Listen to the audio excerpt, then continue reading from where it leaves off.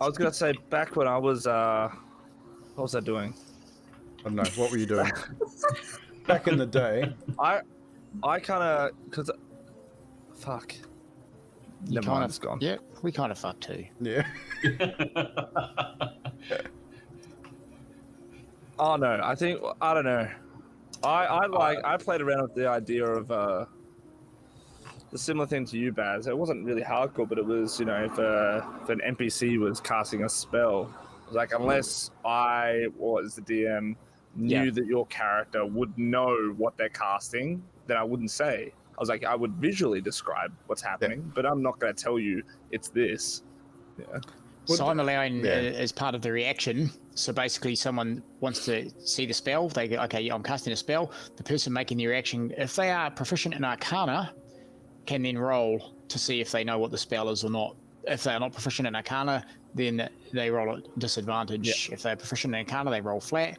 And it's just the DC is just the and I've read it in my hardcore rules somewhere. The DC is just basically the level of the spell plus the whatever the caster's using. Yeah. So that makes sense. It does make 10 sense. plus the spell level. So then you know what it is, and you can. Otherwise, you don't know what it is, and then you take the risk of casting it. Yeah. It's good. And that's the whole thing. That's where I think roleplay and metagaming just sort of happens. You say, I cast the spell at level 4, and okay, you don't know what spell's been cast because you say, well, that person's casting a spell, so you cast it at that level. Then the DM will tell you, hey, look, well, okay, this is a higher spell than whatever you're casting, and they have to make that roll. Also, it kind of ruins Dispel too. It does. Because you know that they got 4 level, Yeah, exactly. Yeah, one thing I was kicking myself about, and this is on a similar wavelength, is when I played that flute as Adok in the vampires, and I brought up, oh, by the way, if they're within, and you're like, oh, as far as you know, they failed. And I was like, fuck, I wish I didn't know, because then I would have went up to them and got wrecked. So. Well, true. Well, that's the whole idea of that is, I could have just said nothing. Yeah. But at the same time, it kind of leaves you in a position of, if I just say, well, you're not sure what's happening, most players would have just taken that for gospel and go, okay, cool. But then if I'm not rolling at disadvantage, some people might get upset about it. So you kind of have to give some information sometimes because just to keep everyone happy, I guess. I took a little takeaway and I was like, I'm just going to keep my mouth shut next time. I'll just message her. And at least you've seen it, and then you can either respond or not respond. You've at least seen it. Well, I think that's the key. Which is kind of cool because we all just sort of make out those decisions on the spot. And some spells actually state whether you know or not. And I figure if they don't state whether you know, then you probably don't know. Because Charm tells you you've been charmed when the spell ends. So the caster generally knows they've charmed someone because they're doing what they're told. But if you charm someone and then tell them to do something and they don't do it, you've got a pretty good idea that they're not charmed. The thing is with fear too, it's one of those things, like there are a lot of creatures, and specifically undead creatures, that are immune to fear because of their general makeup. But it is what it is. So chat, where we are live. Sadiq is running a little late and he's going to eat before he joins us, so he will be here when he gets here. We are going to start and do the recap and that without him, but we'll sort of give him a quick fill in when he arrives anyway. But just to reiterate, last Wednesday, you guys in the chat were absolutely paramount in the outcome of last week's session. So once again, thanks chat for interacting with our show and with our players and offering the inspirations, the advantages, the spare of the dying, which kept Adok alive. Adok would not be here tonight in a live capacity, as far as an alive person is concerned, if it wasn't for you guys in the chat. And I'm deadly serious about that. You guys saved his ass. And the few healing potions that were dropped out as well, that whole fight would have turned out 100% differently if you guys weren't using your channel points. So thank you very much for using your channel points. It's what they're there for. Channel points are active again tonight, as they should be. And Adok is still here. Just when he's alive. Probably not in mind. He did, I think we worked it out, he was rendered unconscious 5 times, possibly 6. I think it was at least 5. Normally because of the dark gifts, I didn't feel exceptionally nasty, so I did not give him 5 or 6 dark gifts. I gave him 3. So he is now under the influence of 3 dark gifts, which he's been given the details on, well, the details that he's allowed to have on those. There are other details to those which he is not privy to, which may present themselves at a later date, potentially. Look, as long as I've got my teeth, I don't care. Adok has all his teeth. He's good. Thanks to the chat for the DM inspirations and advantages as well. I still have a few up my sleeve. I was saving them for that particular battle and I only had to use 2, so I still have a couple more. Stop giving them to him, please. I think I have about 5 more up my sleeve. But yes, so you might have to build up your channel points again for the next Strahd battle, because we can almost guarantee it'll happen again. So, without any further ado, we should get started on tonight's session, episode 73. So last we left off, you had managed to escape the Amber Temple. However, Lord Strahd himself was waiting for you as you exited the large building out into the snow. Karnos draws the Sun Sword, is joined by SKathus and then Zadriel. As Zadriel emerges, she raises the holy symbol of Ravenkind and extends the sunlight from it, bathing her and her companions in a brilliant, radiant light. Karnos charges forward into the battle. SKathus sticks with Zadriel in the sunlight, hoping that it will save him from any nasty business.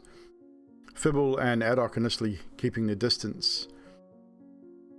The vampire spawns scatter, trying to remove themselves from the sunlight that is now being displayed, as does Strahd, who steps back instantly, recoiling from the symbol. You can see that he is visibly not happy that the symbol has been produced, and his focus seems to be on Zadriel for the moment. The battle swings backwards and forwards. Many of the vampire spawn sort of skirt the outsides of the sunlight. Karnos hose in, goes straight into Strahd, and a vampire spawn as well. Eventually, Strahd summons a darkened set of armor to aid him in his endeavor. Adok also summons his cannon to aid his team with a little bit of extra healing and temporary hit points. Zadriel, determined to take Strahd down, focuses on him and moves in once again with the aura, this bathed in the sunlight, using her aura to also aid her companions with some extra healing. Unfortunately, Strahd escapes the bright sunlight once again, moving to its outskirts. Then Karnos suddenly falls under Strahd's command and is ordered to defend him, which he does so, moves away from his companions, moves to Strahd's aid in beginning in a more defensive sort of stance. Adok, using his pipes of haunting to try and frighten these creatures, seemingly worked, but didn't know for sure. Fibble hanging back at the entrance, using range to his advantage, while his shield guardian Timothy protects him as much as he can, smashing anything that comes close. Karnos then moves in and attacks Adok, as per the instruction given by his new friend, which leaves Adok bloodied and near death at this point. But in retaliation, casts Shatter, causing damage to not only Karnos, shield guard, the armor, and a couple of vampire spawn as well.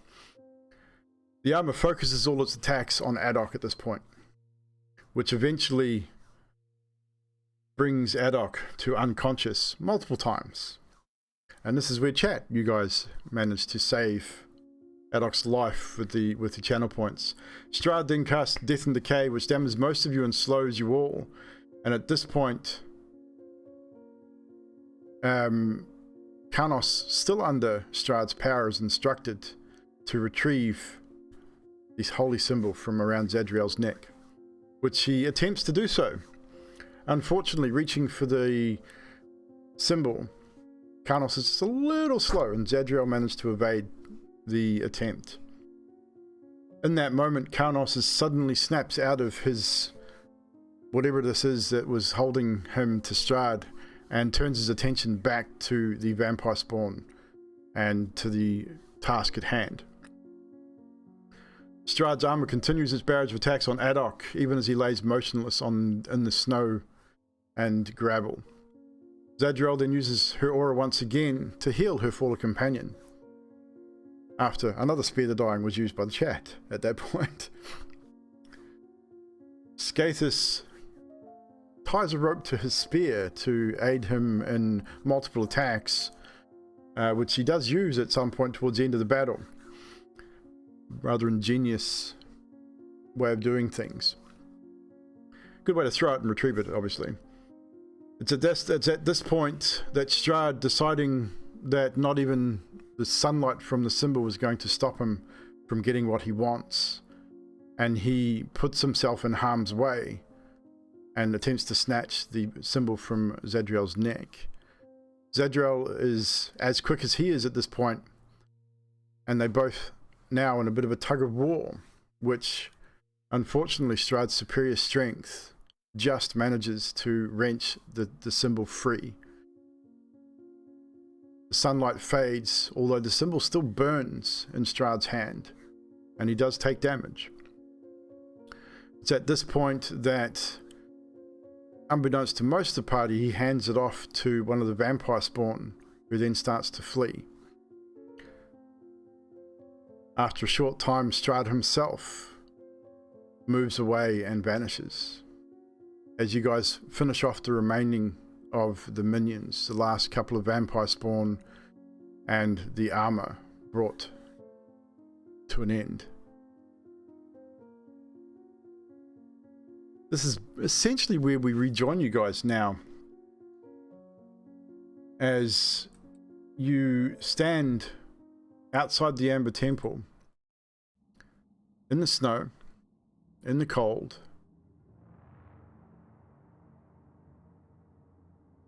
and you are bleeding, battered,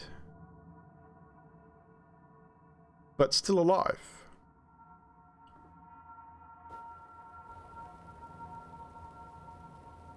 So it is over to you. Fibble and Timothy seem to be, no, not worse for the wear. They seem relatively okay. Didn't seem to have taken too much damage at all. A little bit here and there. But the wind is starting to pick up. You can tell, even without the aid of Zadriel's shield, that the sun is probably not far from setting. And you know that it's going to get deathly cold very soon.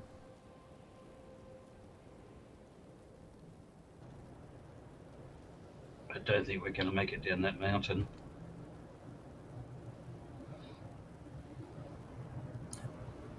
You muted, Baz. So I am. I just was agreeing with SKathus. No, you could be right, SKathus. As much as I don't like to, I recommend we go back into the temple, bed there for the night. There was the sleeping bag room with the campfires. You could go there. Sleeping bag room. Oh, yeah.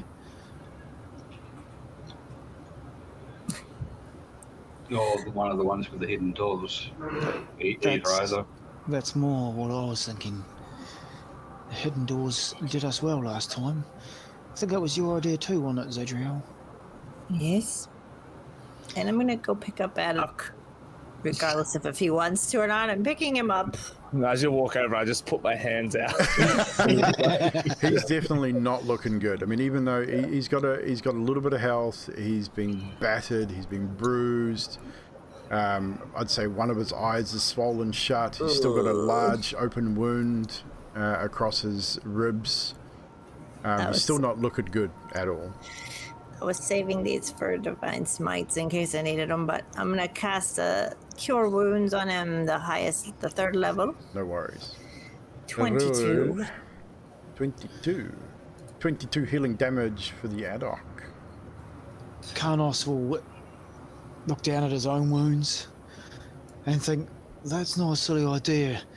Put a hand on his chest and go, DM, can you please grant me relief? And he casts Cure Wounds on himself. No worries. For 6 healing 6 damage. healing damage. As assuming you've picked me up by now and cast Cure Wounds, you just hear a soft just, everything hurts so much. It'll be okay. We will go to the room and stay the night. Hopefully just one night. Hopefully the doors don't close on us. Is that big rock still outside the door? It is. You were able to move it like so. You got about a 2 or 3 foot gap. Welcome on in, Mr. Stibb. Wait a minute. I thought we were going to go down to the thingy and spend the night down there and get the fuck away from this temple. I just point down at Adok that I'm holding. Yeah, Timmy can hold him by the legs. Let's go. It's super cold, and we still have to get there, and I think it's going to be like, what do we say, a few hours to get there? It's almost nightfall now. The wolves, we can't face the wolves right now. I don't want to get stuck in there again. Can your robot, what the hell is that thing? Your creature, can he Timmy. roll that stone down the hill if I give him a hand? Can we roll it away from here? Or destroy that? Maybe he can smash it. Yeah, it sounds like a bit. Ooh, wait a minute. Yeah. Just a second. I owe you? I owe you nothing. Well, do I owe you anything? No, I don't owe you anything.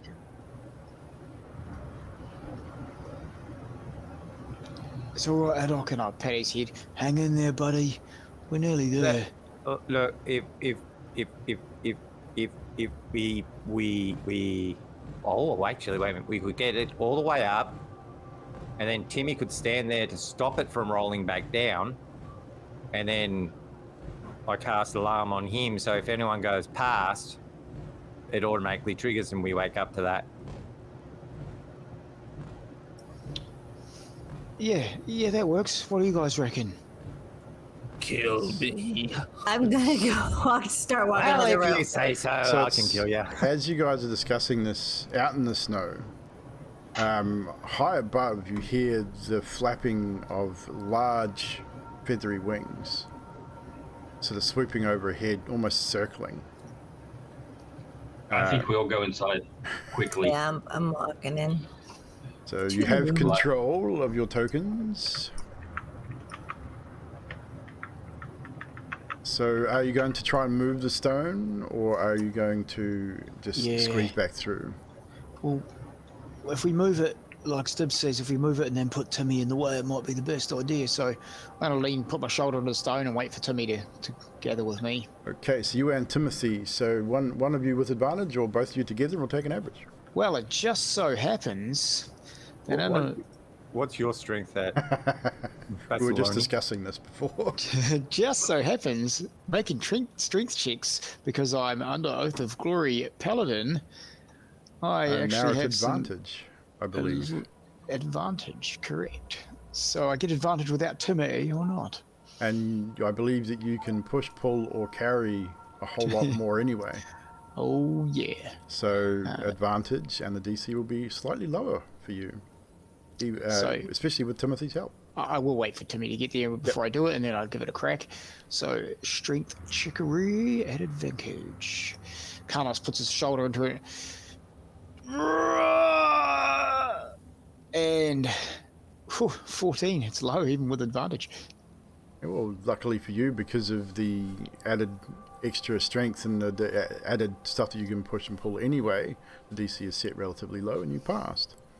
So with the aid of Timothy, Carnos and Timothy easily moved this solid slab of stone to further to the left, opening the stairwell completely back up again, as if it wasn't even there in the first place. You're not sure where the stone slab has come from either. It looks like it's natural stone. It's a piece that's been obviously picked up and put here. You can only imagine that it was moved here magically, I would imagine. You still loading, Sturb? No. I mean, I'm, in just checking something that I can only check when I'm in Foundry. No worries. So, if you move yourself to where you need to go. I think you might have got Timmy stuck. Oh, damn, I did. Can you just put, okay, that's where the door is anyway. Pretty much, yeah. Yeah, so he'd be put there. Him there. And you got him stuck on a wall. Yeah, I'll touch him and I'll cast alarm. No problem. On him. Are you going to use a spell slot or are you going to cast it ritually? Well, funny enough, I have one empty spell spot to cast it, so I'm just going to burn the spell slot. Sweet, no drama. And then when... wait a minute, I'm going to just read that, so we'll move on from there. So, as you move yourselves back into the temple, zoom in on this, and what I will do is we'll also get rid of the snow. Now that you're inside temple.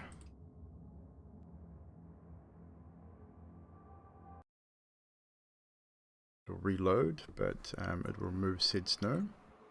Yeah, so that one will be a mental one, and I just read up about it. I'll also cast a 10-minute one on the door of the room that we stay in. No dramas. So, alarms have been set. You guys want to move yourself to the room? SKathus? Yeah, I'll get there eventually. Yep. You still loading? Yep. Your menus are... I'll move you. Okay. I don't know why, but it just started loading again. Yeah, me too. Yeah, because I turned off the snow. Oh. That's why it's reloading. They might have to move me. Yeah. For a bit. I think it's an I can't even say the word now. Kappa. I'm good. I didn't have any issues. It didn't even load for me. What are you guys in your supercomputers doing? No, it's the Kiwi internet versus the Aussie internet. Doesn't work well. Yeah, dirty old NBN. It's because I've had all my jabs and boosters. It's because I'm radiating 5G. Exactly. It's exactly what it is. So, you re-enter the secret room. You can, from there through the arrow slits, you could probably see Timothy as well. Do you light a fire? You got plenty of scrap wood and that lying around where you can light a small fire if you wish. Or do you decide not to? Zadriel's gonna spend the time checking on everybody's wounds, I think, and just debating whether or not she should cast or save. So that's what she's kind of walking around doing. So I won't be casting a fire. Okay, so if you want to check on everybody, let's get a medicine check from Zadriel. All right. As you assess everybody's wounds. They look fine. 5. I mean, with the obvious exception of Adok, who is obviously visibly fucked up, everyone else seems okay. Not too seriously injured. With Zadriel not doing a fire, Carlos goes through his pack and brings forth his cooking kit and his mess kit, and he uses what he can to funnel whatever smoke that will be appearing out the little window things. So maybe it'll go out the door by Timothy, and he tries to make a little fire. No worries. I have a tinderbox and I have some torches. I'm going to break down like a torch. Okay. Like I say, in the room you came through to get here, there's plenty of old wood that would be dry enough to burn as well. Sweet. So, and while Karnas is trying to light the fire using his stupid tinderbox, I'll just cast Firebolt. I was going to say, roll a survival check with advantage anyway to see how well constructed your little fire is before Fibble just comes in and goes. Natural 20. That's a good looking fire. It's a great fire. I get ready to go. I'm ready to strike my tinder. And just as you go to strike it at your wonderful looking fire, Fibble walks up and just goes, and it lights instantly. Sweet. That was. I don't know if I've really had much chance to use me flint and tinder very often, thanks, Stib, but it still works. Yep. Back in the bag. Now, I'm making sure that what I've created is funneling that smoke out the window. You probably wouldn't have to worry about it too much. As the smoke rises, it runs to the nearest sort of escape source anywhere, which happens to be the 2 arrow slits, and it filters itself out pretty well. So Cheers, you have lit a small fire, enough to aid you to remain warm for the remainder of the evening. Is there anything... You've got alarms set. I mean, if you guys want to set up a watch system, that's up to you. But I'll turn it over to you as you prepare yourselves. It's still not dark yet, but you prepare yourselves for a long rest. Hey, Fibble, I have a question for you. 42. If that's what it is, okay. Anyway, I have an idea for that may work, that may not work. While battling outside, I tied the rope to this spear. I was wondering if you could make it more permanent.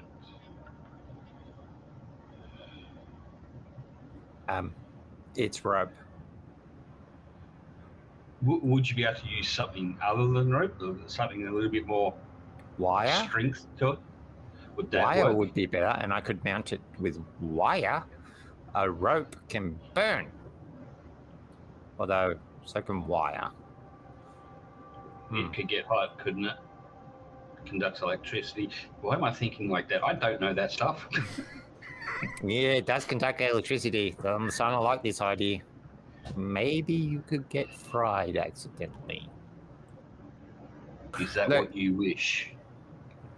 No, I don't really play with lightning. That's deviled up. I think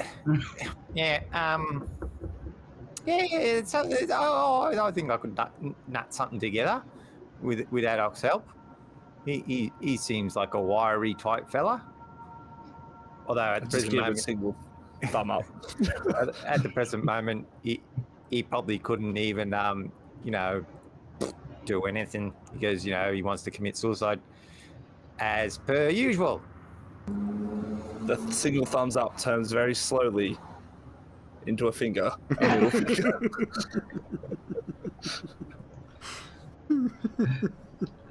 Then I shall leave the spear with you, Fibble, and see what you can come up with.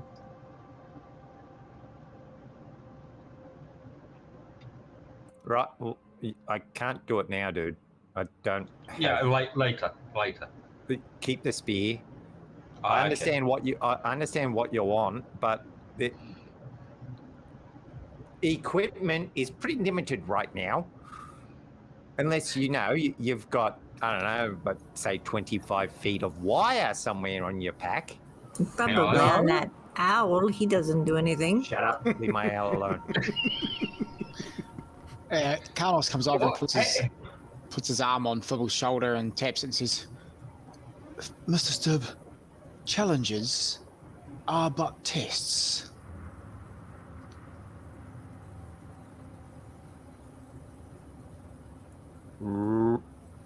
Right. What? Well, it's a challenge to do this thing.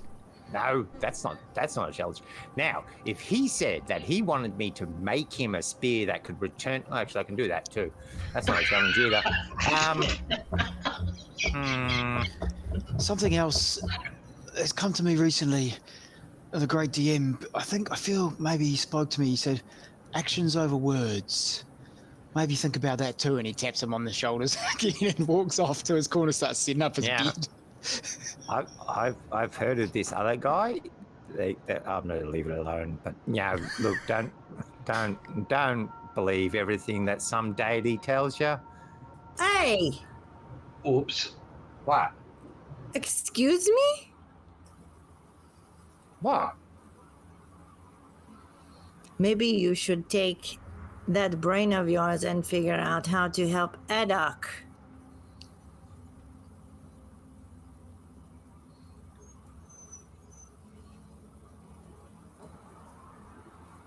Okay.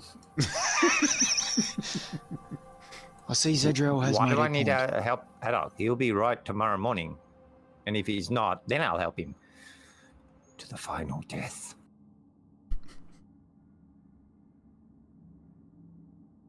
It's gonna be the final countdown for you if you keep talking about my deity like this. Haddock on the flute just goes do do do do. Oh, Jesus. It's going to be one of those streams. And then passes out.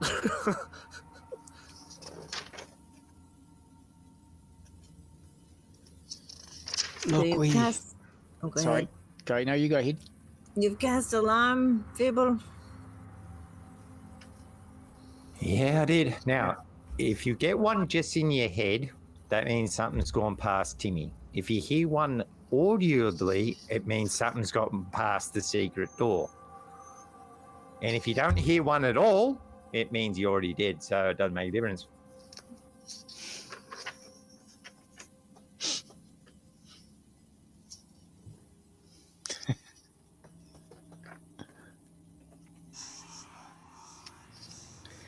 Well, in that case, I'm going to find a quiet spot of my own and lie down. Can anyone hear that noise? Is it audible or in your head?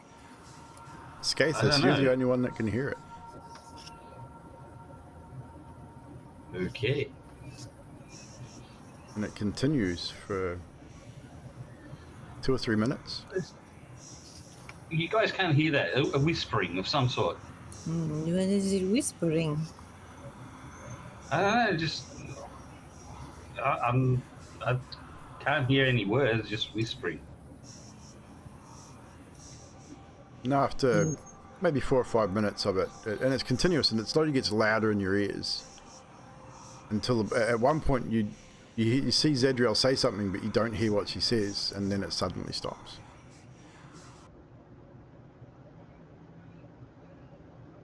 Maybe it is Emilia taunting you. God, I hope not. It seems to have stopped now. I've got no idea. So we will not need watches because of Timmy? I hope not. I want to sleep. It's up to you guys. Me personally, I'm pretty much beaten in the head sideways with a baseball bat. But I'm going to try something before I go to bed. So... You hear a wolf. You hear a wolf. You hear a wolf yip from outside. It might have been Fibblestib. Like he's going to try barking like a dog. Goes out to check the dog.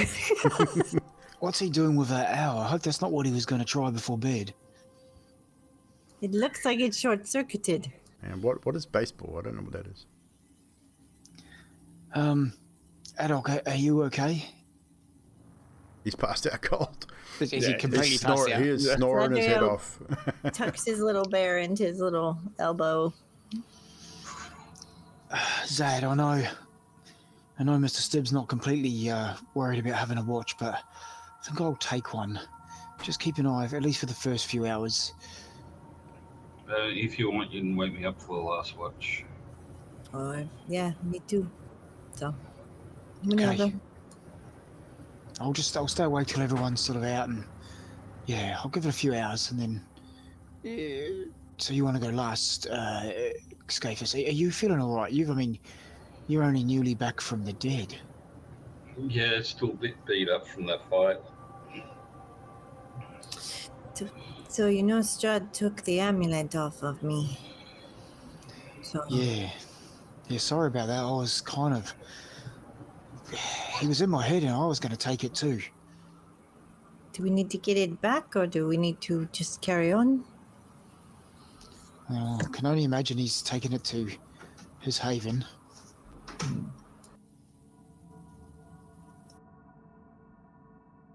Perhaps we discuss in the morning when Adok is awake too. Yeah, maybe we discuss as we walk down the mountainside what our next plans are. Just remember, I did see Lady Irina in a dream telling me to come to a place called Kresk. I think that's what it was called. My feelings are we head there next. If anyone knows where it is, or is it? Do we have a map? I can't even remember. We do have a map. Yeah, we have a map, yes. Oh, we do have a map. It's been so long since we've got the map out. It has. I think Carlos has the map. Carlos does have the map. Have the map. Hey, look, a map right here in my pack, equally balancing out the other paper items I have next to it, like these books. Here we go. I fold the map out. Where the hell is Kresk? Kresk is to the north. So from where you are, you guys are in the far south of the map at Mount Gacchus, or the Amber Temple, and Kresk, if you look at your map, is all the way almost to the northwest. You go up past the Wizards of Wine winery, and you go across the Raven River, and you've got Kresk and the Abbey of Markovia. All the way to the northwest there. Yeah, so it's quite a journey. I don't know what your thoughts are. It's a long way looking at this map, but Irina did say come there in the dream. I mean, it was just a dream. Maybe we don't have to. If you guys have other things you wish to do, roll a history check for me, Karnos. Actually, anyone can roll a history check to see if you remember how long it took you to get to Mount Gacchus from the Vistani camp. It's a few days, I think. 10. 10? 14. DC's generally... for most history checks, DC's 10, so... Adok doesn't need to make this because he's asleep. SKathus remembers quite clearly. Zadriel and Karnos, you remember that it was definitely a few days. 2 to 3 days, at least, from here, from where you are to the Vistani camp, just south of Vallaki. Looking at the map, Karnos, you know enough about maps, and sort of gauging distance and that from there, you know it's going to probably be another 2 to 3 days. So you're looking at a better part of a 5 or 6 day journey on foot to get from where you are to Kresk. Right. Stib, 5 to 6 days. Can you make a machine while we walk down the mountainside tomorrow that will get us there quicker? Sure. Maybe Timmy can pull a toboggan or something. Oh, Like how fast Emilia can Timmy used run? to. That's a good idea, Zadru. You're onto it.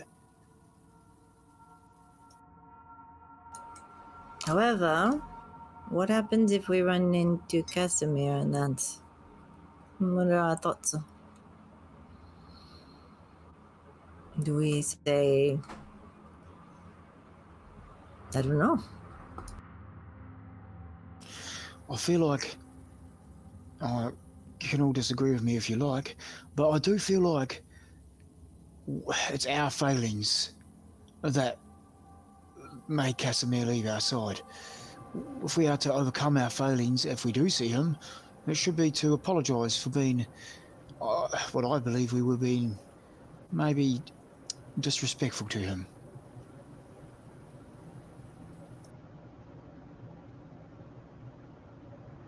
Did we... DM, did we find what he was looking for? You have exactly what he was looking for. It's the spell that you use to resurrect SKathus. Ooh. Okay. I will stay quiet on that. Well, I will lay down. Wake me up when you need me. Feeble. All right. Go to sleep. Okay. I'm just going to do this thing first. I can give you a hand. I'm staying up, Fibble. No, I don't need a hand. All right. And I go and stand over at one of the, and I'll move myself there, one of the arrow slits, the one I didn't light the fire in front of. No worries. Oh, I'll just stand somewhere out of the way. Just, yeah, I mean, not really paramount that we move in this room. But, so everyone else lays down and attempts to get some sleep. The room is definitely warmer than you have been in the temple with a small fire that you have going. It's not blazing to a point where you're super warm, but it's enough to take the chill off the air. So Karnos, you're awake by yourself. The others Fibble was doing something. Fibble, what were you doing before you wanted to sleep? That's right, you were going to do something. I'm going to attempt to perform the action of putting a spell into my focus. Right. So is there a dice roll needed for that? I don't think there is there? It's just I'll get if I know, because I literally just got it yesterday. Would you like to read off the description? It says I can store a first or second level artificer spell that requires one action to cast in a simple or material weapon or a spell casting focus. So first or second level spell. Yes. But because Fibble he hasn't used it. So what I'm going to attempt to do is actually cast into the focus. Yes. I'm going to cast Healing Word, which is actually a bonus action. Has to be one that costs an action, I believe. Just read off what it says. I'm pretty sure it says I don't see. Where is it again? Does it say anything about a casting time? It says at least an action. Yeah. Storing. Well, I suppose that requires one action to cast. Yeah, it doesn't say not a bonus action. Yeah, it specifically says requires an action to cast, so it'll have to be something that's an action to cast. Because mind you, bonus action's shorter than the action, isn't it? Yeah. Technically. Because it actually says it takes an action to cast it when you cast it anyway. Okay, so yeah, I suppose. Other DMs, what do you reckon? I think it'd be right. I mean, a bonus action technically is shorter than an action anyway, so I don't think it'll really make much difference. I was going to put the bonus action spell in, which allows me to cast it at 60 feet. That's the other reason why. Okay. But have it take an action to cast. Yeah, so essentially what you're trying to do is just increase the range on Cure Wounds, isn't it? Cure Wounds is 60 feet anyway, isn't it? No, it's touch. Oh, touch. Cure Wounds is touch, which is 2d8. Yeah. But Healing Word is 2d4. So this is where things get a little interesting. So this particular ability essentially allows you to cast a touch spell at a range. No, so you still got to touch someone. Well, it states that it's the spell, and it does state that the spell acts like it normally does, and you actually have to concentrate on it for an action for it to cast. Sweet, I'll allow it. So there's no need to attempt to do it. It's part of your makeup as because it's a class thing. So there's nothing in that description that says you have to roll anything for a failure. I think you just have to have the spell slot available to be able to cast it into the focus. Yeah, which I did. So cool. So was it a first or second level that you cast? It's second level Healing Word because you don't have it at first. Not a problem. Oh no, it is second word. Yeah. So 2d4. Sweet. Yeah, so I have to make a note. Make a note because I won't remember. So make a note that you have a second level healing word, I think you said it was, inside your focus. Which, again, casts you... How long does it take you to cast it using that? Because it's concentration to cast it, isn't it? Well... Because that sounds weird. Yeah, like the... Okay, where is it? Okay, so while holding the object, a creature can cast it, take an action to prepare the spell effect from it, using your spellcaster modifier of +5, because that's what my one is. If the cast requires concentration, the creature must concentrate.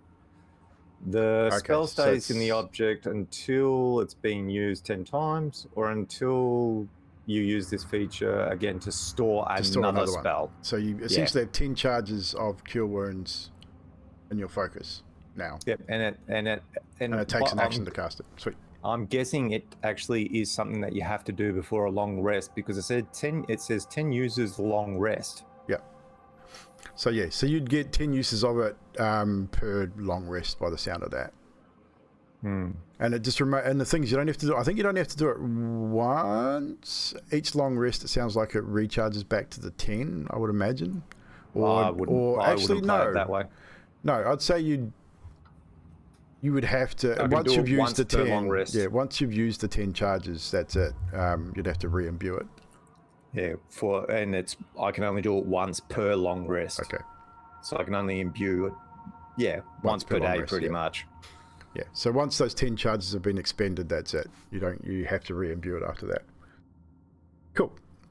So make a note of that. Definitely.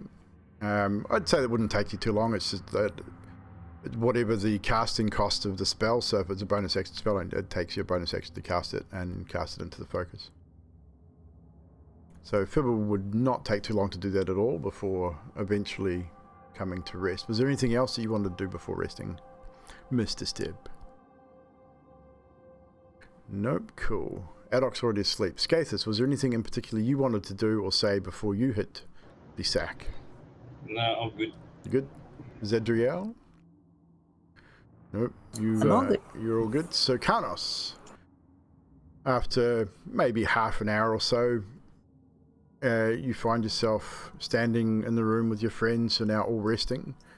Adoc's probably tossing and turning a little bit not fully dreaming or anything, but he's probably definitely pretty beat up. So I will need you firstly to make a wisdom saving throw, please.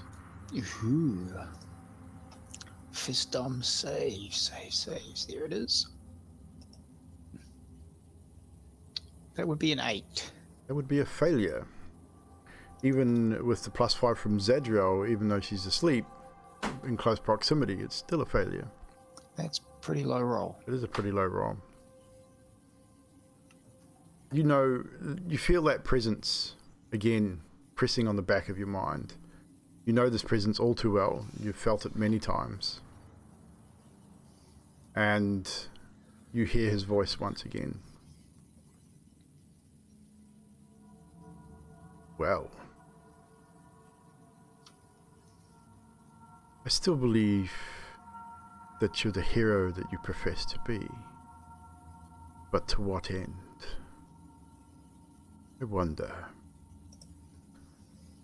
Do you wish to save your friends, people of this land?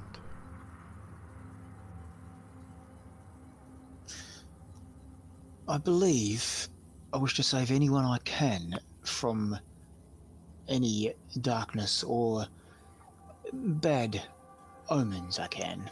Yes. So you wish to save people from darkness, you say? Well, darkness can be perceived in many ways, Mr. Lord Darth Strahd. Would you save me if I was infected by darkness, as you say? It's funny you should mention that. Yes, I think you could be saved. Everyone deserves a second chance, do they not?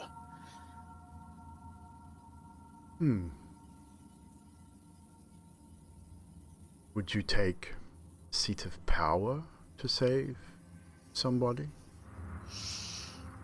I see what you're up to there. Power doesn't really entice me. I'm not into ruling over things. Maybe at one stage or another I may have said yes, because I liked the reputation it would bring, but I think I have disciplined my soul enough to a point where I can see that my actions speak louder than anything, any throne that I could be seated on, so to speak. Lord Carnos Lurth, hero of Barovia, savior of its people, does this not hold true for you in some way? That's enticing. Drop the Lord, hero of Barovia, savior to its people, cure of Strahd. Indeed. That sounds quite wonderful. Unfortunately, to save me, you must take my place. Oh, is that how it works?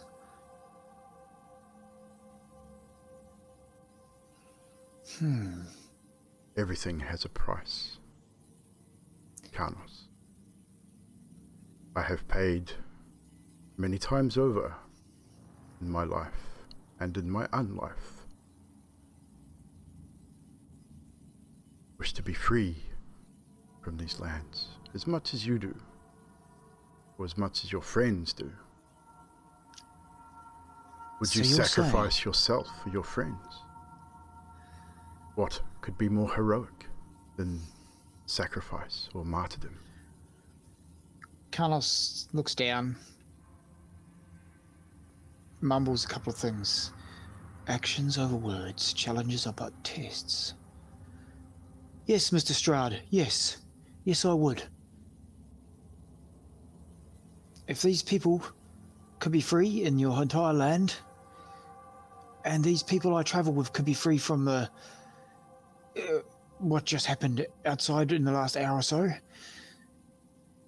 the reign of tyranny that you provide over this place, or how I see it at least, if everyone here could be free from that, then yes, I would put myself in your place, freeing you and freeing them, if that is exactly what was to happen.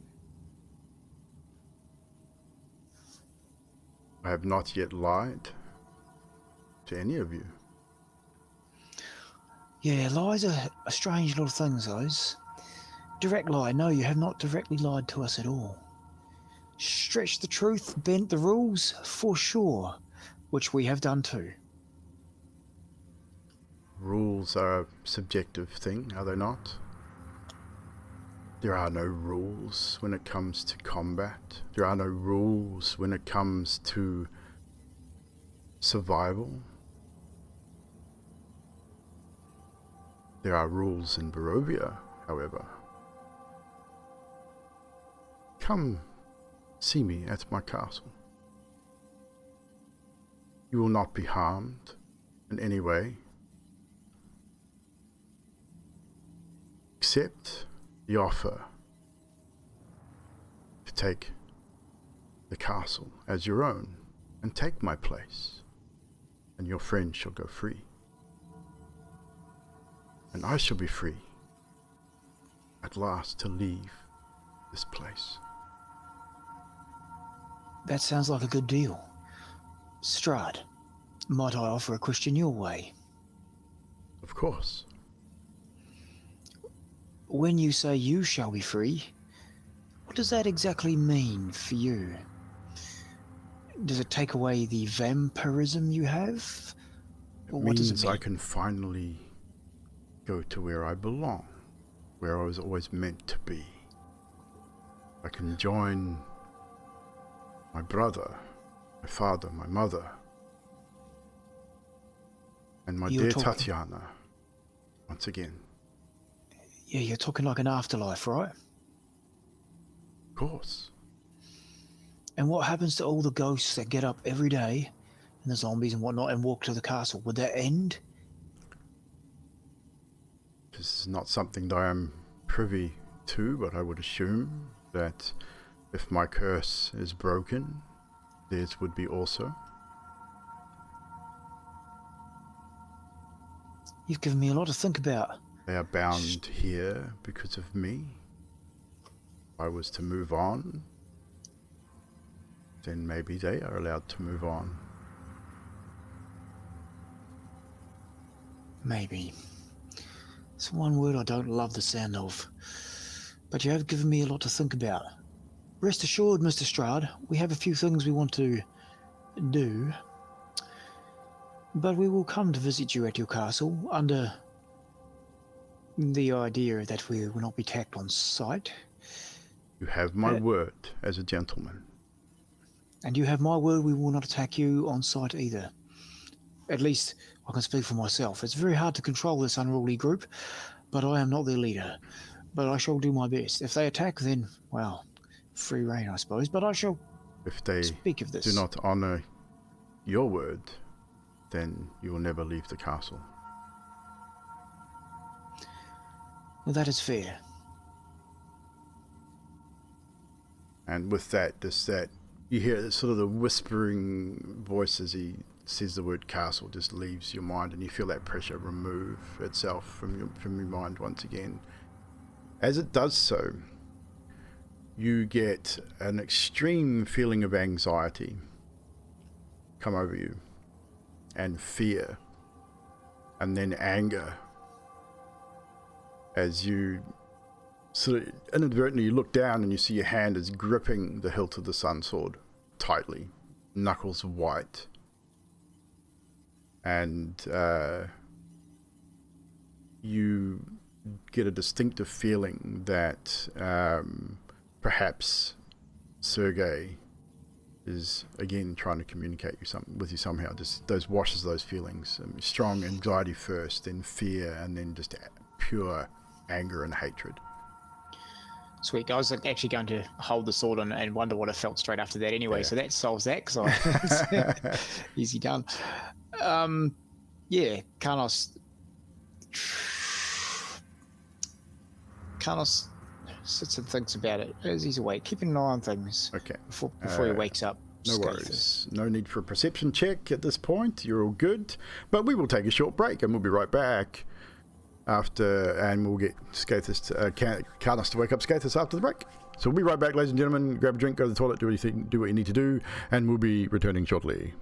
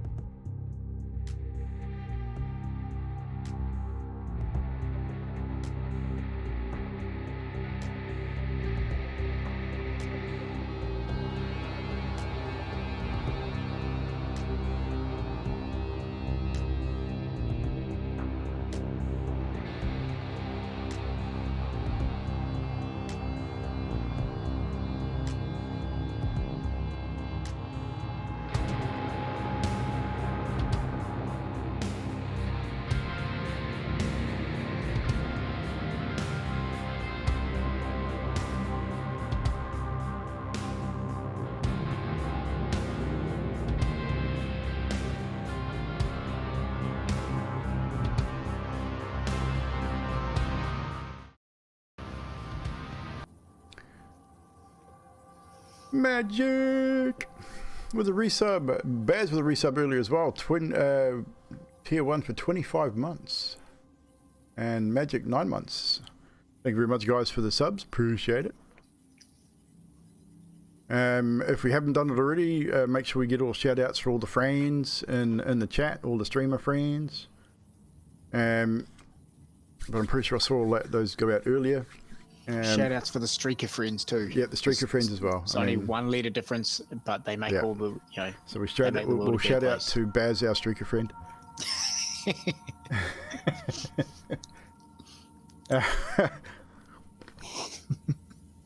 So, Kanos, as these words have left you with much to think about, you decide that you've had enough with your watch. Your watch is coming to a close. Whether you wake SKathus or not is up to you. Nothing has happened. You've heard the occasional wolf howl in the distance. You've heard the flapping of that large bird-like creature. You guys know what it is. You've of course seen it before. You've heard that sort of circle above, and again in the distance during the night. But no other event has really occurred.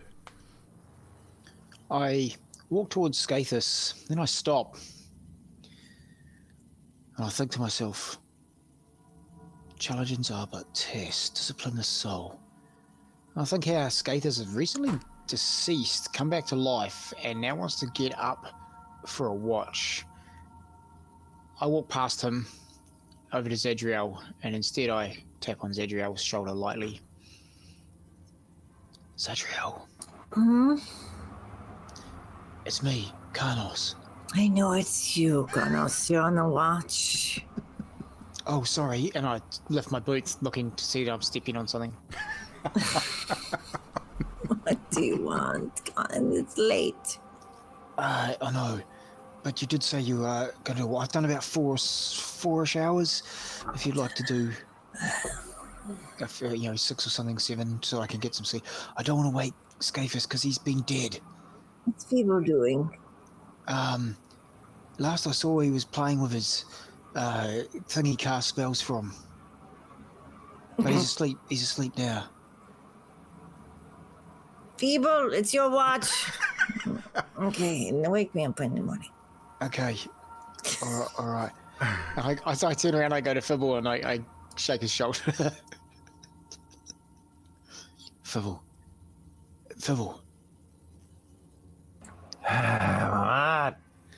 Zadriel said if you don't do a watch, she was going to... No, hang on. Actions over words. Zadriel said it's your watch. She would like that you do one, and I don't want to wake up SKathus because he was dead. Right. All right. I'll do a watch. Thank you. And Zad said What am I watching? Just keep an eye on things out the arrow slit, just for a couple of hours so we can all get a decent sleep. Right. So everyone except me is going to get a fucking decent sleep. Really? No. You still get a decent sleep. It's just, see, I haven't had any sleep yet. Now I'm going to sleep, and then you wake her up so you can get more. Whatever. Go to sleep. Leave me be. All right. And I go over and start. Happy that Fibble's going to do it. I go and head to sleep. Does Fibble stay out for a watch? For 2 hours and then goes back to sleep. So, for your 2 hours, Mr. Fibble,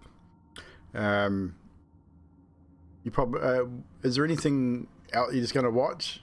Are you not going to do anything in particular? No. I'll just like sit there and twinkle my thumbs. Twinkle your thumbs, okay. Twinkle. And then, yeah, kind of just look around, look at my servant and go, if only I was at home, I could like install some stuff in you to make you more deadly than Zadriel.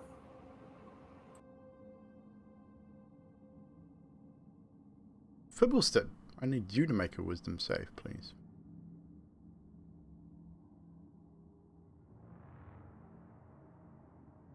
Yep, as per usual, D&D Beyond's fucking me like a... 10's not bad. I mean... Is this against magic? Yes, it would be. Okay, so I get to roll again. That's right, you get advantage. Oh, come on. Really? It was 15 up. It was 15 up until that last second when it tweaked over to 5. Your save's still 15 with Zadriel's +5. So it's still a failure, however. You're the same. You feel a slight pressure against the back of your mind. It's not something you've felt before, because it seems that everyone except for you has had this experience at this point. But you hear a voice come to you. Evldoa, the Artificer. Absolute enigma of a creature. Why are you in my land? Why are you here? I don't know, I have a tendency of showing up to piss people off. You both confuse and intrigue me, I must say.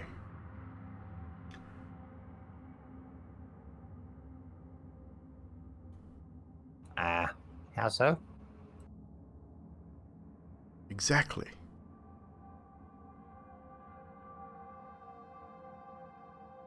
Your mind is not like the others. Complex. Yeah, always I've been around a little bit. moving. Never still. Yeah. Give me a couple of wines and I'll normally a little bit more. No, I'm still erratic. Yeah. He pauses. You don't hear anything for a few moments, and you get the impression he's either face palming or he's sighing heavily. I wonder, is there anything you would do to ensure your survival? What is your price? For my survival, what is my price? What would you do or give to leave this place? Would you perhaps sacrifice one of your friends? Would you cut off a hand? Nope. Take out an eye? What is your price? Evldoa, the crafter. What would you give to be free of this land? What would I give? The better question is what are you willing to give for me to get out of here? No. See, this is not the question at all. You tell me what you're willing to give, and I make you a deal and set you free. Yes. Deals. Or we'll never make it off that mountain alive. Perhaps. Got a long way to go. True. I do. And it takes me a little bit longer to get around because I'm a bit shorter than the others, but you know. You also have something that belongs to me.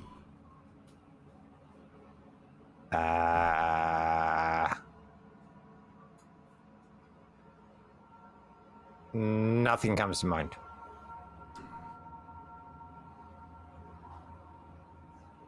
Think a little harder. A book. A very important book. I got a lot of books, I think. Yes, this book is very special. Bears the mark of the raven.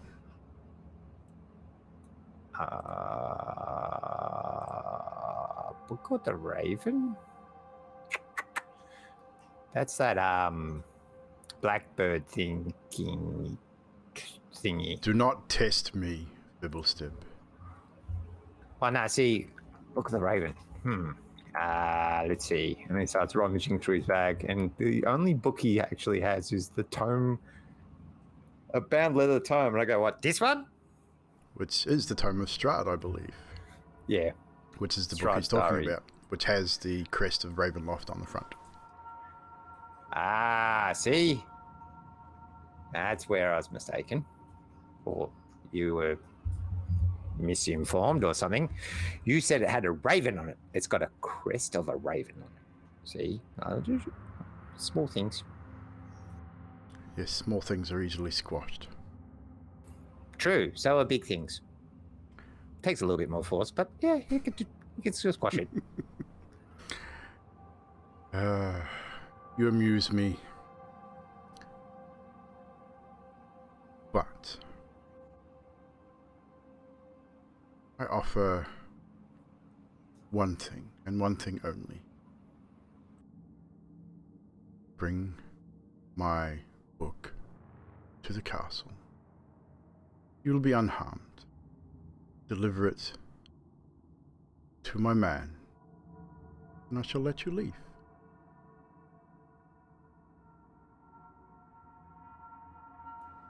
Right, I'll think about it.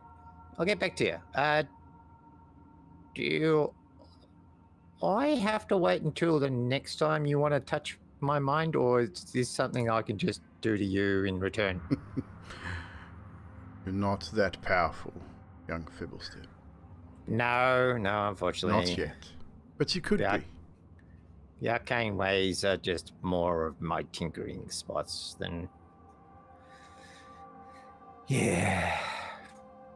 But I did know a guy once. If you focus hard enough, I will know you wish to contact. Cool. I have eyes and ears everywhere. Cool. Bit creepy though, you know. Goes with the territory. What, being creepy? And you feel the presence leave your mind. I knew that conversation was going to go weird. But you feel the presence of him leave your mind, and that pressure lifts off the back of your memory. You also get the impression that not only was he able to speak with you, but it left a dull sort of headache as he left your mind. You get the impression he may have probed just a little bit deeper than just talking to you. So there are things that he may know about you that he did not know before. But the rest of your watch goes unhindered. The 2 hours sort of flies by. You don't hear anything apart from the occasional wolf howl. You get no indication from Timothy at all that anything is even out front of the temple. At one point, you hear the snow, the sort of the snow and the winds. The wind picks up and it sort of howls through a little bit, but apart from that, no real dramas. Eventually, you think, fuck it, and you go back to sleep. Nah, at the end of the 2 hours, I'd actually wake up SKathus. Are you going to wake up SKathus? Okay. Go wake up SKathus. Just literally walk over and just go, grab the end of his tail and give it a good yank. Which would snap you awake, SKathus. What? Oh, watch. Okay. Yes, watch. Hang on. Yeah, I don't Never understand why they woke me up, but they did. Stupid bastards. So with that, SKathus, you're now awake. Fibble, you return to your spot in the room and try and get back to sleep, which you do so after a short time. SKathus, it is early morning. You got maybe 3 or 4 hours, maybe 3 hours before sunrise, give or take. Looking at you guys have become accustomed to using Zadriel's shield as a guide for time, and you can see on it that you've got maybe 2 or 3 hours-ish before the sun comes up. You stoke the fire up a little bit. It started to die off. Again, you don't stoke it up too much, otherwise you smoke the room out and kill everybody. So you managed to keep that going. I need you to make a wisdom save. But your wisdom save will be at disadvantage.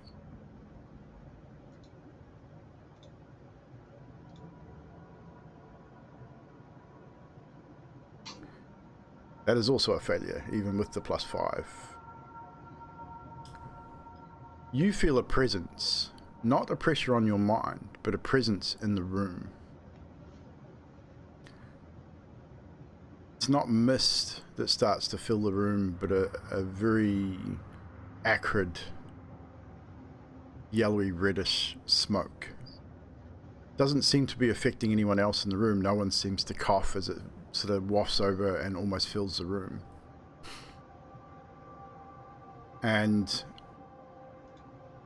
you sort of turn looking to see where the smoke might be coming from. Did you stoke the fire up too much? Did you do something wrong? Did you put something on the fire you shouldn't have?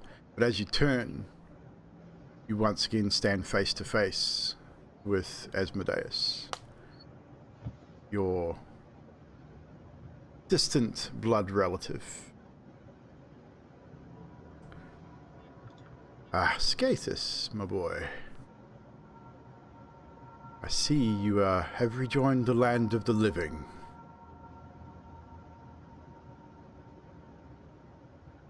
Are you enjoying it thus far? I'd like to get out of here. I bet you would. You know, I could make that happen. Click of the fingers. You could be home. Well, what you call home. Running rampant around the land, helping people as you do. Don't know why you do such things. You're destined for far greater endeavors. And my friends? Friends are fleeting. They come, they go. They die. Get mauled alive by demons. Eaten by vampires. Are they really your friends? Really? They brought me back. I'd say that's a friend. Yeah. You could say that, I guess, but did they really have any other choice?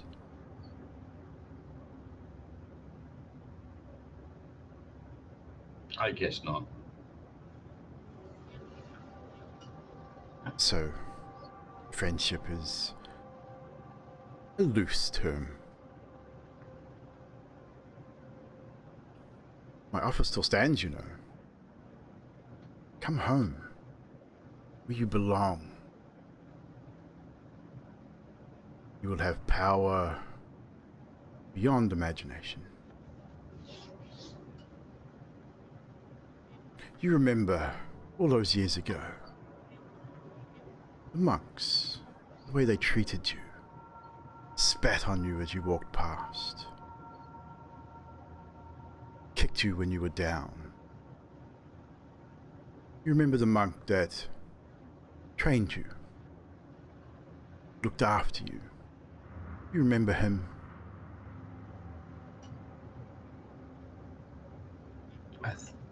Vaguely, it's been so long.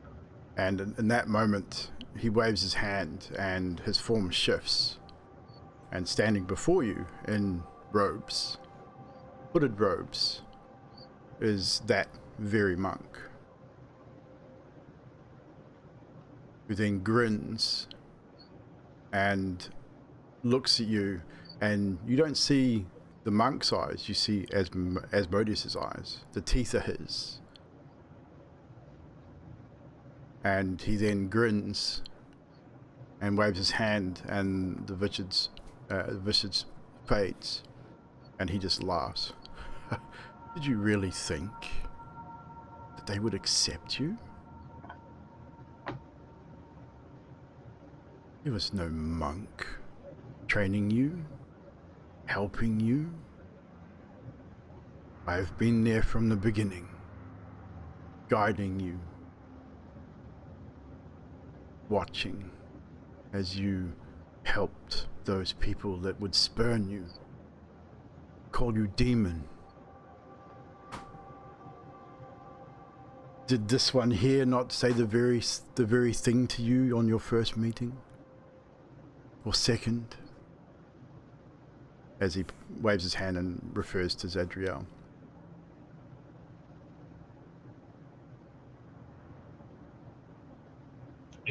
That was just misguidance. He did not understand. Do you understand? Do you understand that the blood that flows through your veins is my blood?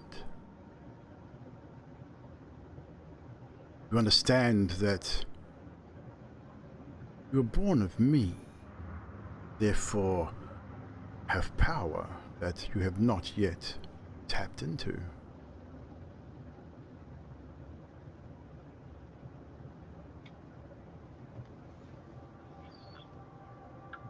I make my offer once more, SKathus. Enough. You That was your presume fix. to tell me enough? And his eyes flash in an inferno of flame. Your name is not SKathus. Your name is Unriel, son of Asmodeus. You are misguided. You need to return home where you belong.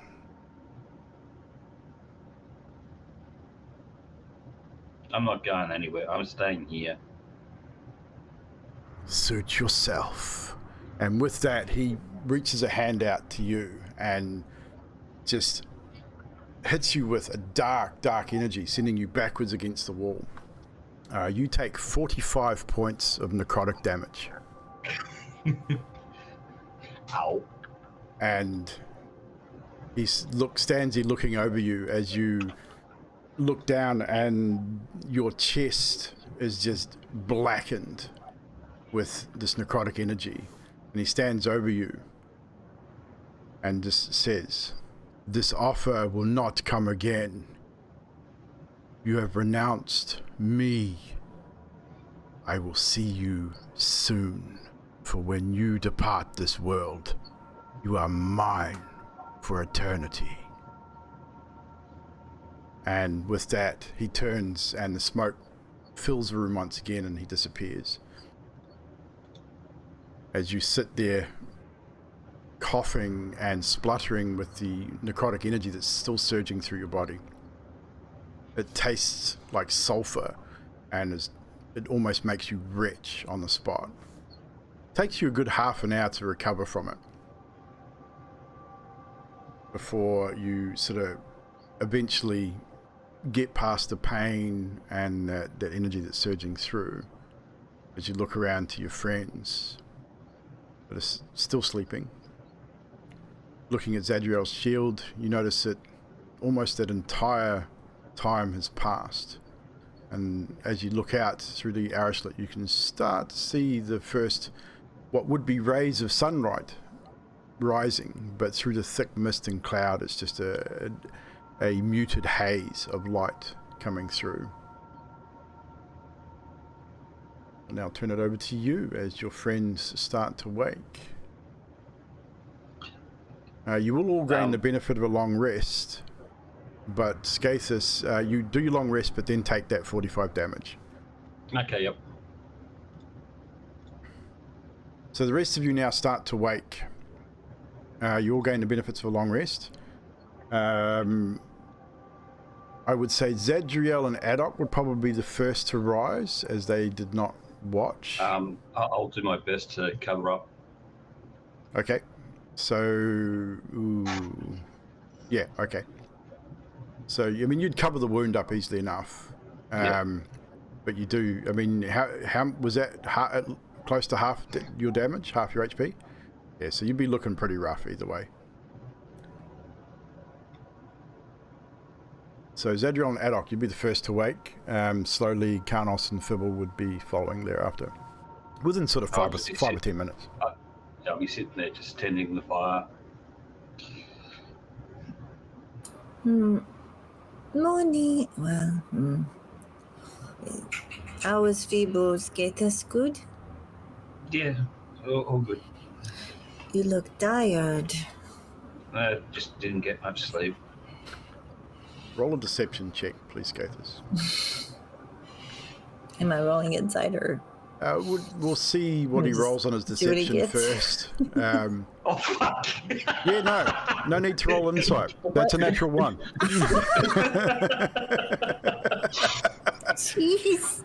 It is painfully obvious that he is lying through his teeth. And in fact, Zadriel, even without a perception check, the fact you're a paladin, you can see the blackened veins snaking up either side of his neck, outside of his collar, something that he probably didn't notice. We'll lean over and press the ends of his neck. What is this, SKathus? Pulls away. It was nothing. Nothing at all. It's all right.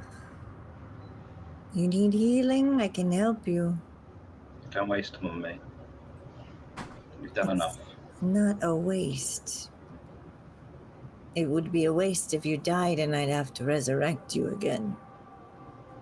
Don't think it'll work a second time. Actually, between us all, 1, 2, 3, I count exactly, hang on, 0 equipment needed to bring you back, so I don't think that's going to happen. Thank you, Karnos. We must speak the truth. Thank you. All Every right. challenge is but a test, though, Zadriel, so take this challenge as your test. It is a challenge with you every morning, Karnos. Trust me. Is it just me, or is Karnos, like, been dropped on his head way too many times lately? Yes. Yeah. Maybe you should get your owl mattress to fix him. Also, he's just ignoring them, and he goes to start doing sit-ups and press-ups over in the corner, getting ready for the day.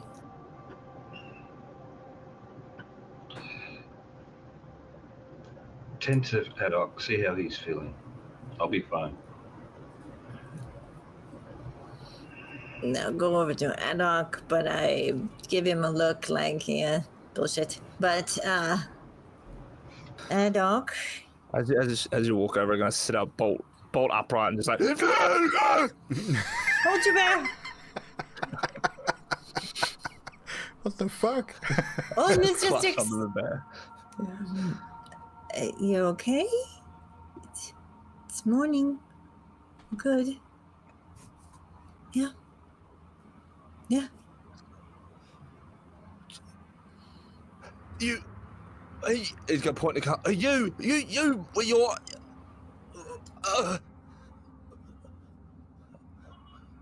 I'm hungry. I am so hungry. My God, it feels worse than being shot by Karnos' axe.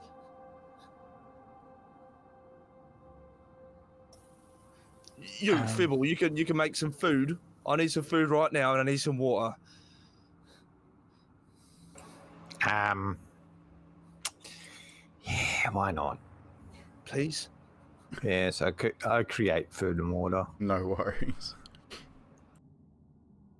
So with that, Fibble does his magic and creates food and water, which is more than satisfying for Adok. So I believe Adok has run out of all those particular goodies because he was unable to eat them earlier and went through pretty much all of them trying to. Yep. Just gonna rush over and just stuff my face with all this food and water and just glug it down. Make a constitution save, please, yeah. As you probably get a little carried away.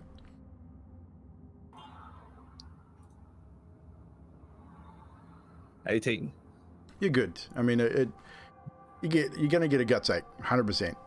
no shadow of a doubt, you're definitely going to get a guts out. You choke a couple of times, but you manage to swallow it down through the choking. But yeah, you're famished. You really don't care. You're just going for it. Slow down. It'll be okay. We need to. Sorry, no, I just got a bit of indigestion. Feels like glass. Oh, I can't breathe. What have I done? I'm just going to roll over on my side. Maybe Carlos has some ale or something for you to wash it down. You can't just. Yeah, I've got 2 flasks right here, and I get up from doing press ups and I bring over my 2 flasks.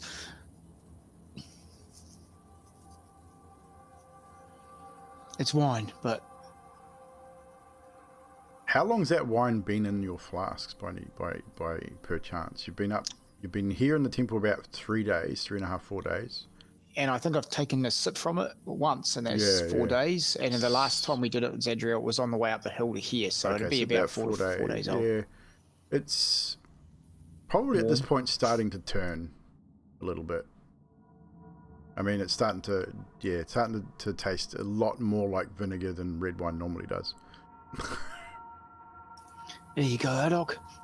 It's starting to smell a bit funky, but it's all yours, mate. Oh, thanks. I just take both and take one at a time as well. Nice. Well, it's sips, not like to chug them. Something so throw up. Carlos, the pain in your hip has returned. Not super bad, but it seems that whatever spell was cast on you, which made that pain go away, has worn off. But so that notice my limp is back then, that's fine. It's not super bad. You're probably still at your maximum walking speed at this point, but it will progressively get worse. Sure will.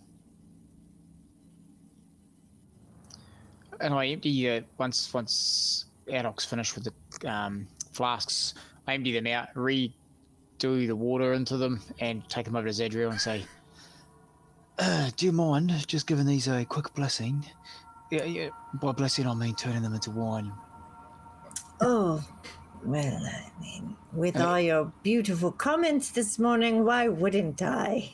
What was my beautiful comments? And she just taps them and walks away. So you do nothing to them? Yeah, do you turn them into wine or not? Oh, I can see a self-roll coming up. Self-roll with the dice.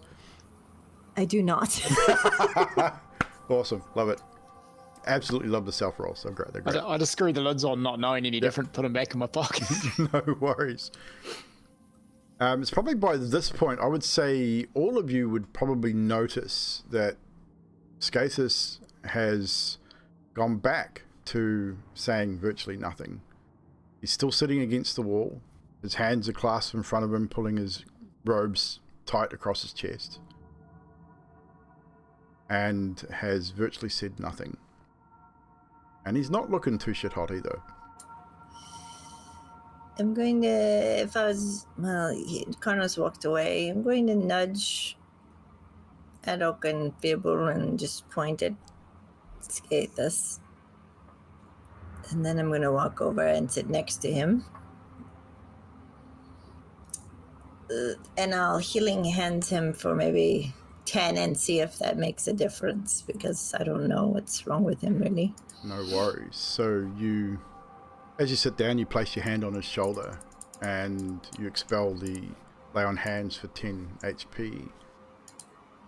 SKathus, you do not receive any heal. In fact, it's almost painful.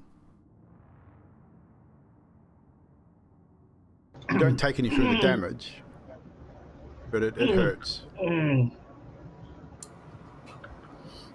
What did you do? I was trying to heal you. What's wrong, SKathus? Tell the truth. I sit up a bit and pull my robes apart to reveal. I suppose it'd be a handprint, wouldn't it? It kind of does look More like or a. less. It looks almost like you've been. It looks like a large clawed handprint, almost. But out from where where it looks like the fingers would be, is just snaking veins of darkened energy. Like you can almost still see it surging with that acrid, almost similar to what Zadriel had experienced with her wings. Is that same sort of darkened energy, sort of sifting off the wound. And it doesn't look like it's healing. It looks like it's spreading. And we can all clearly see this. It is very, very clear. Like it is a very, very large, visible handprint. SKathus, what did Emilia do to you? Did she come and see you? Did you not have a safe word? You're supposed to have a safe word. Oh my goodness. And I'm just gonna try and give him one healing point with my healing hands too, not knowing really that Zadriel's done. So you're going to try with the lay on hands as well? And I'm just going to give lay on hands and just give him the one. So you walk over to his opposite shoulder and sort of reach down and touch him, and again, that pain comes, SKathus. It's not as bad, but it's not pleasant. Maybe, wait, Connors, maybe our healing is, I mean, this looks, because the black tendrils, I know it's necrotic, yeah, by now. It's pretty obvious. It's maybe we should get Feeble or someone else to damage him. No, heal him. Damage. SKathus, you hear in your ears, only you can hear this, a parting gift for your betrayal. Enjoy. Ha ha ha ha ha.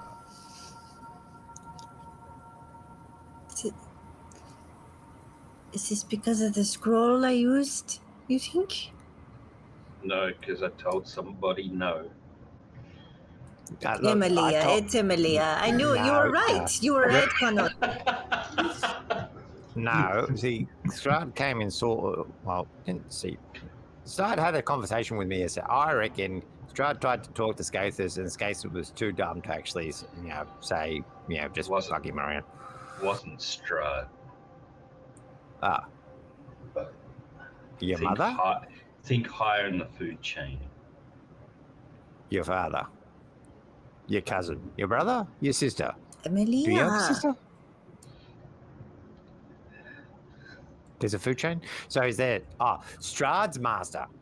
Or Strahd's sire. Does he have a sire or a mistress? People, shut up. Sorry. What happened?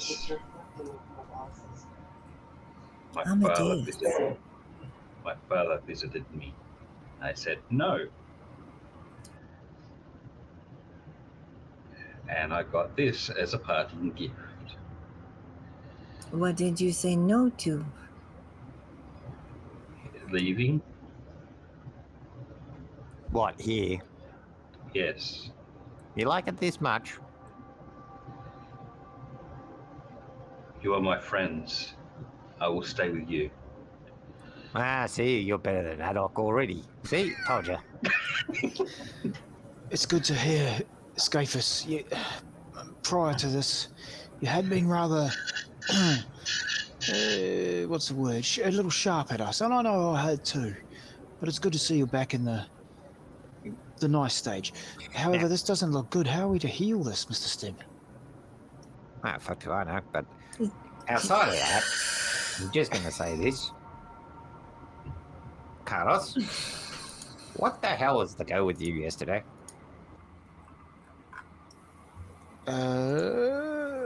What? What do you mean?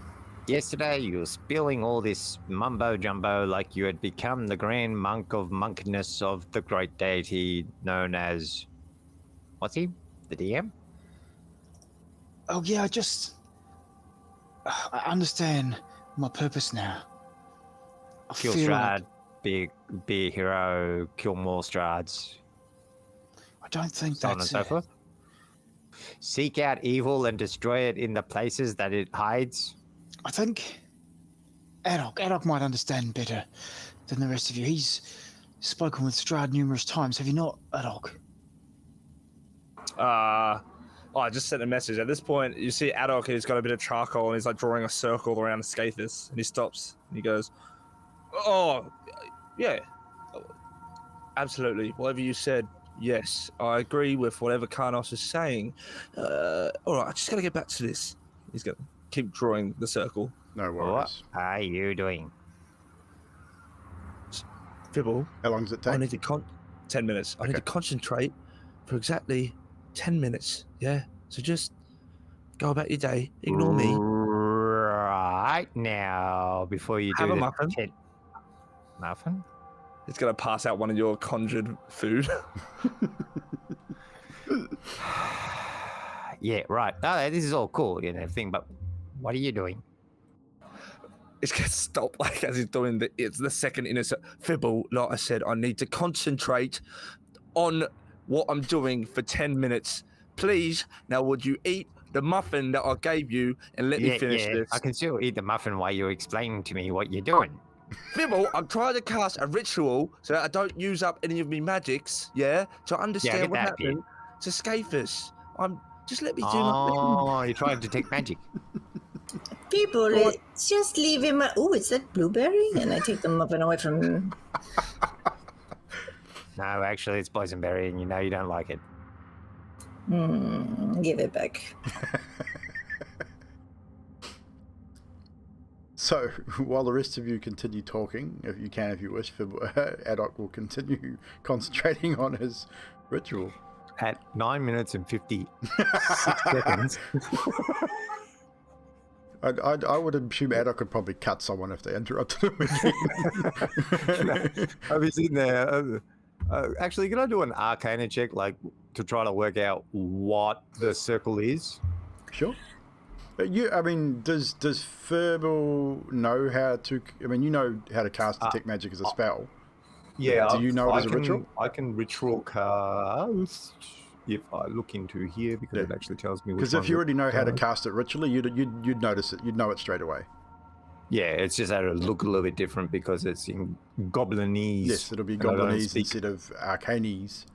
But the circle would have a very similar look to it, and the way that he's setting it out you'd pretty much, without even a roll, you'd understand what it is. The runes would make no sense, but the circle would look the same. Looking at SKathus and looking him over, would I know if he had like a curse on it? Would I have to roll like an Arcana or anything? Roll a religion check for me. Okay.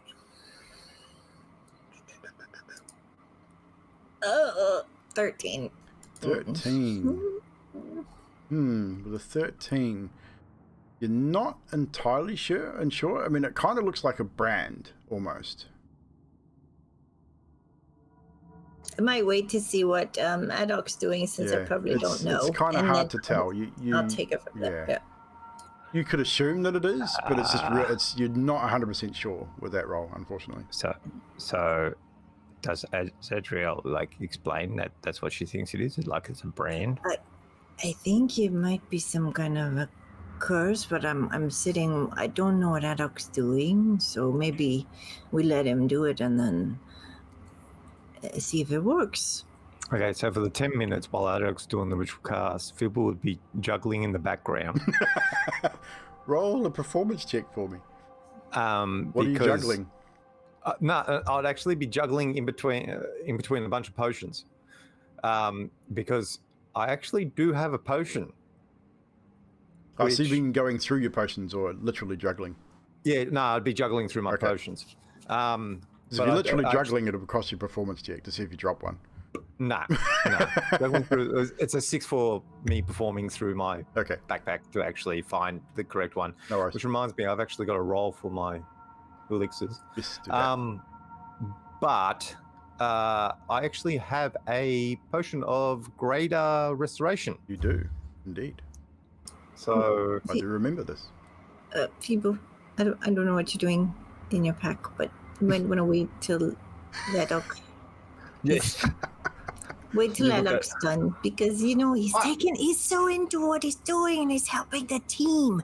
We need to roll reward a these Constitution things. save, Adok, as these guys are like they're talking backwards and forwards. I want to see how your concentration's holding up. Okay.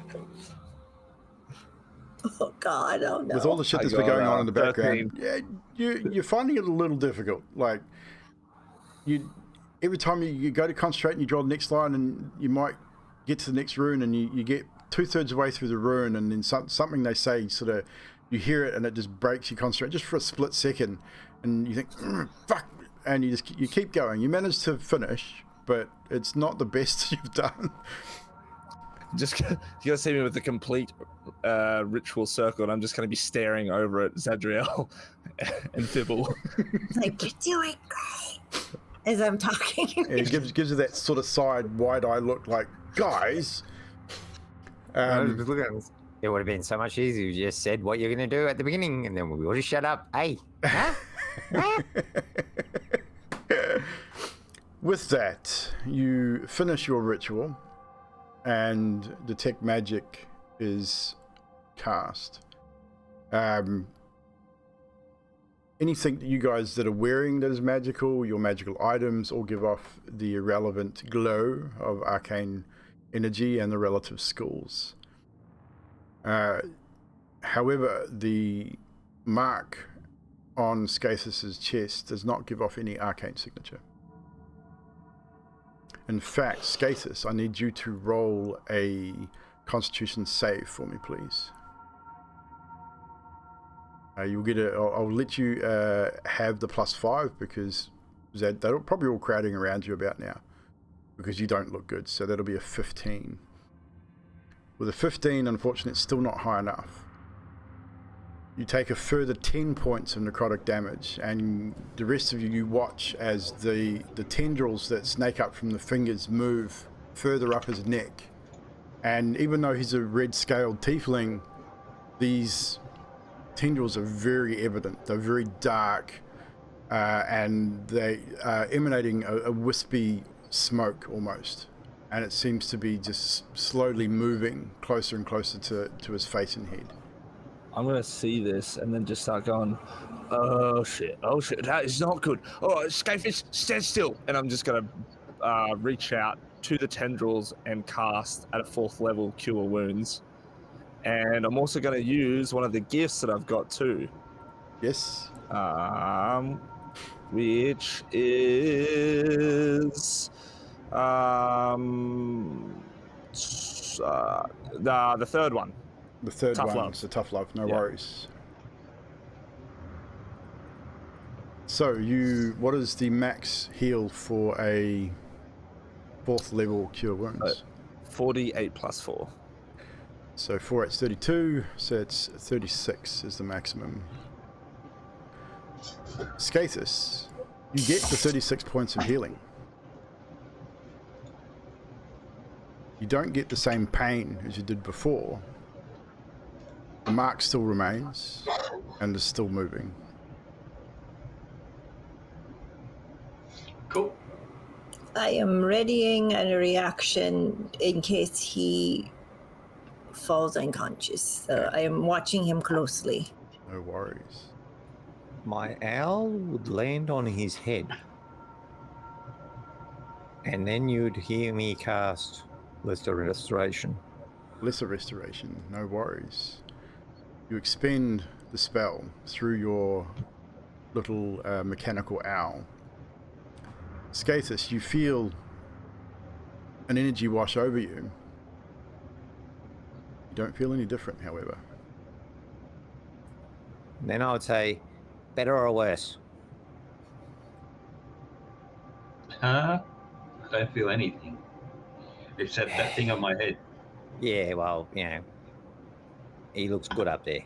You do feel something as soon as Fibble speaks, or just after he speaks. You feel like someone's just kicked you in the guts as the air is taken out of you. And you take another 20 points of necrotic damage as the tendrils snake up one side of your face now. Okay.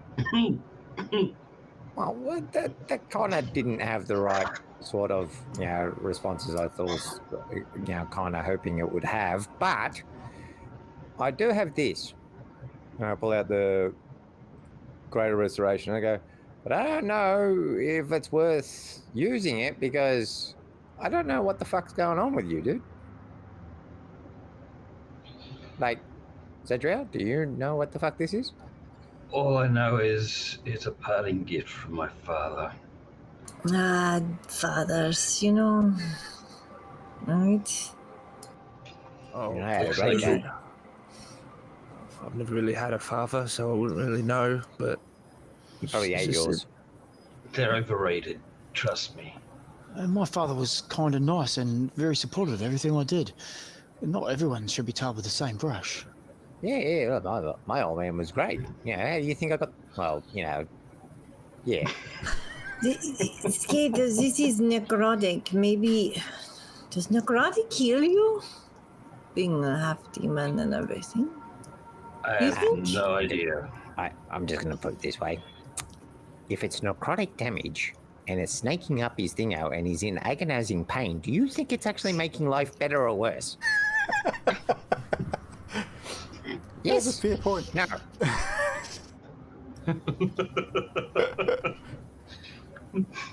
I pull out the sun sword. Addox also, as you do I that, don't think he's we've gonna gotten to that point yet, Carlos. edge closer to touch the tendrils. Okay, so as we'll resolve the sun sword thing, so as you draw the sun sword, and what are you going to do with it? You're going to move towards SKathus? I hold it. I just hold it there, and I see Adok reach forward. I actually wait and see what Adok's going to do first. Okay, so Adok, you reach forward and you want to touch the snaking tendrils that you can see moving up his body. I'll just go to touch it and see what happens. If it like kind of snakes out towards my hand, or if it starts growing interesting. more. Yeah. Ah, yes, the old scratch and sniff method. As you reach out, you roll a wisdom save for me.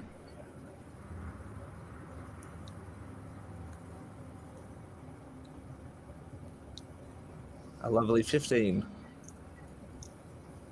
15. Are you standing next to me? You're all standing pretty close to us, so that'll be a dirty 20, because you're all, I'd say you're all within 10 feet of Zadriel, because you're all sort of around SKathus, trying to figure out what the hell's going on. So it'd be a dirty 20, which unfortunately is still not high enough.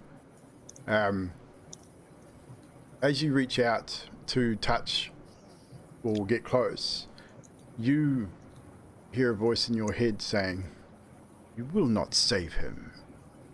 And you are thrown across the room, slammed against the opposite wall by some unseen Shit. force. Shit, SKathus, where'd you get that ability? How much damage do I take? It's about 20 feet to across the room, so you'll take 46 damage. So you're going to take 20 points of bludgeoning damage as you're slammed my into the wall. God. I'm As sorry. you were thrown across the room. SKathus didn't touch you. You didn't touch SKathus. You got I'm within still maybe sorry. you got within maybe an inch of his body, of this mark, and you heard this powerful demonic voice inside your head, and you were just suddenly thrown across the room, as if you were just picked up and tossed. I'm gonna pick myself up off the floor using the flute as a support as I'm groaning, just ugh.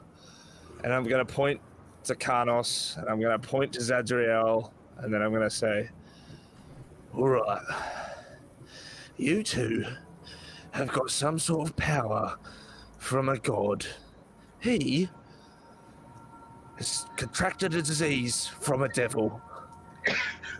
So I don't care what the hell you two need to do to fix him, but give him some sort of golden shower of light or something. I'm going outside." And I'm gonna pick myself back up and walk out. No worries. You move yourself to the other room, walking away. Zadriel will go up to SKathus and wrap her arms around him and hug him and try to cast Remove Curse. And as she's doing it, Karnos will press the sun sword against his head and say, "By the power of the DM, I compel you, devil, to be gone." At the same time, Two things I'm not happen. casting anything. Yeah. I'm just holding the sword. Two things happen. Karnos, you need to make a wisdom save, which will get the +5 from Zadriel. Save. Come on, dice, be my friend. That's my friend. That's a natural 1. Oh, wow. Oh, shit. You are picked up and thrown against the firewall also. No, damn, no. Oh, You will take 17 points of bludgeoning damage, as well as 20 points of psychic damage. nice. Zadriel, as you embrace SKathus, you feel a presence. Something. I need you to make a wisdom save as well, but yours will be at advantage because you have a stronger connection with the DM. Unfortunately, Karnos' connection was not strong enough to help him in this particular case. 24. 24. You manage to push whatever this is out, and you release your remove curse spell. SKathus, you take 40 points of psychic damage. Zadriel, you release him as you feel his body tense, and you sort of go, "Oh shit, what have I done?" And as you watch the tendrils up this side of his face slowly start to wither and dissipate, moves back down his body till it reaches the handprint, and then the handprint just sort of almost like it burns away and wisps away in a darkened, smoky, acrid, sulfuric smell. And SKathus, you hear his voice once again, this time in a chuckle. "I guess they really are your friends." And then the voice leaves you. And you still feel pretty bad. You've been pretty beat up, but you are feeling better all at the same time. I will And quickly give him another 10 on his cheek, just in case, because I thought I was like, what have I done? So I'm Okay, like, so you give him another 10, lay on hands. And I'll give him 11 from my neck. No thingy. worries. So you use your Hey, focus, and so 21 healing damage back to you, And- SKathus. And Karnos would also come forward and say, "You good, buddy?" and give him another 10 lay on hands. 31 total. Wow. So yes, you re-heal back 31 points total. And that is where we'll talk tonight's session, guys. We will hold it there, and we'll pick up next week at that level. Well done, SKathus. Well done. Ouch. Considering you had no idea exactly what I was going to do here, you played that very well. So that I'm going to pick my moment right off the bat, and that whole entire section with you, SKathus, the way you played that through was absolutely brilliant, dude. Well done. So, chat, that is us for another week. SKathus coming through the other side of telling an archdevil basically to fuck off. His friends coming to his aid and proving that they really are his friends. So we'll go around the rest of the crew now. We'll start with Mr. Karnos, the hero, and get a moment from you, sir. I've got a few written down. I just going to take the best two because that's the nice guy I am. I like Addox waking up like a dying fish, like it's sort of. Well, it gave me a fright. I wasn't expecting it. And then Fibble had quite a few numbers, but I always name them from Fibble. Yeah. So Fibble, I'm going to drop. I'm not going to drop on you. I'm going to say Zadriel grabbing the muffin and going, "Oh, is that blueberry?" And then Fibble going, "No, it's boysenberry or whatever. Give it back." You won't like that. That's it for me. No worries. And chat, yeah, at Evldoa, put your moments in the chat as well. SKathus, we'll go around that way. I actually wrote them down this time. Nice. He's improving. He's reading his character sheet and taking notes. Well done. Anyway, I did have the ad hoc waking up. Fibble's counter offer. I love that. That was awesome. Oh yeah, that conversation was brilliant. And another one for Fibble. Wakes up to go back to sleep 2 hours later. Definitely. In the chat, Nutty says I was going to say Adoc's Awakening because that was pretty good. Adoc de Grey. I actually wanted to tag along. I was going to say SKathus is just that whole interaction towards the end, and then finally getting a little bit of his backstory coming out. A little bit, yeah. I don't know who the fuck SKathus is, but it's getting a little bit. You might get a little bit more now that he considers you guys friends. Yeah, it was cool. It was a cool moment. And then it was really cool towards the end where everyone banded together with the healing as well, which probably was an overkill, but it's just a cool thing in my head. Just everyone. Well, yeah, sure he'd taken a fair amount of damage in that. So. Yeah.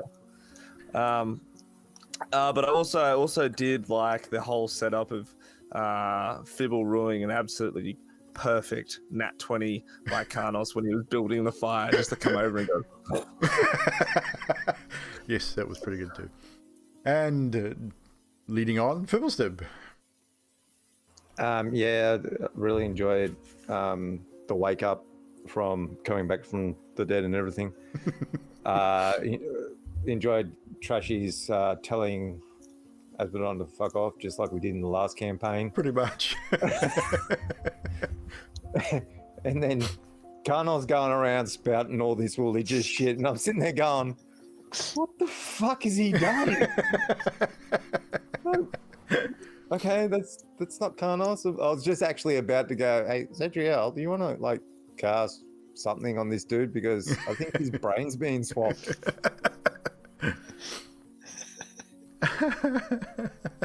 Yeah, that's it. Zadriel. I like the back and forth between Fibble and Adoc with the ritual casting. That was hilarious. And the DMs putting up with Fibble as Strahd. That takes a lot. Yeah, I mean, like I said, Strahd definitely sees Fibble as a complete and utter enigma. He doesn't really understand him at all and has no real answer to Fibble's logic. Even as intelligent as Strahd is, he just does not get Fibble at all. Welcome to my world. It's like, wow, this whole, what the fuck is this thing? I mean, it's this big, it's got a big brain, but its brain doesn't work very well. What the hell kind of thing. That's it for me. No worries. Drax, even the Strahd encounters. Yeah, we had a couple tonight. We had obviously Karnos and Fibble with the Strahd encounters. Had to happen, of course, but next week we should actually see the guys finally leave the Amber Temple. I mean, technically they've escaped, but this is technically I think the 5th day you've actually been. This is now day 5 of the Amber Temple in game. We have to sit there and RP for another fucking 30 hours. I know, right? So we can get all our shit back after we just slept and had to get SKathus absolutely trashed. Blue Jay, Evldoa, all the Strahd encounters was cool, but my favourite would have to be the way Karnos woke Zadriel and Fibble. That was pretty good too. But yes, we had a brilliant night, obviously. So that is our Wednesday night campaign, guys. We will see you back next Wednesday for episode 74. But tomorrow night we got Pew Pew Thursday, which I'll be doing a shooter game of some description.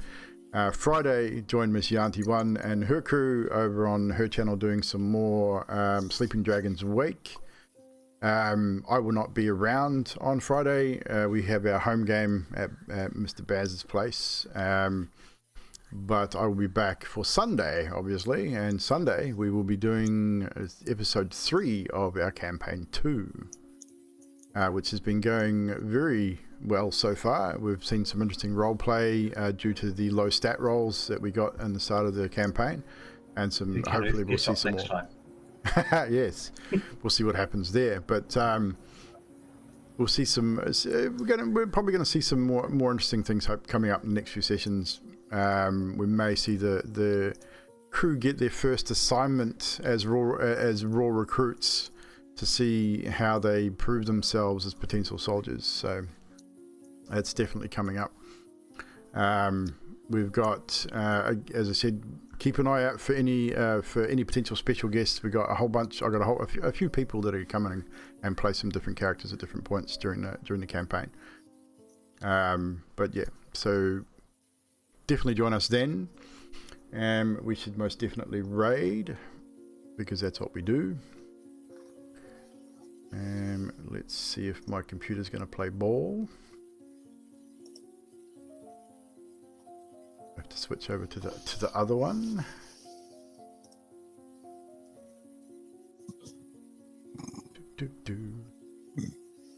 So we got Michael is an Airwalk. We've got Armin on Lost Archives.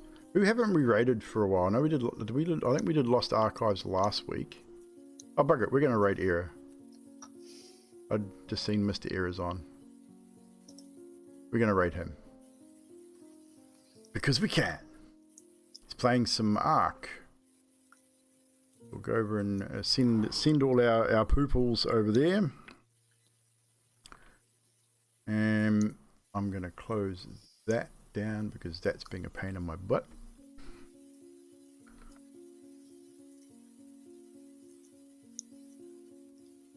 Here we go, guys. We're gonna raid Mysterio Code. We'll see you tomorrow night. Have fun, take care, and see you next time.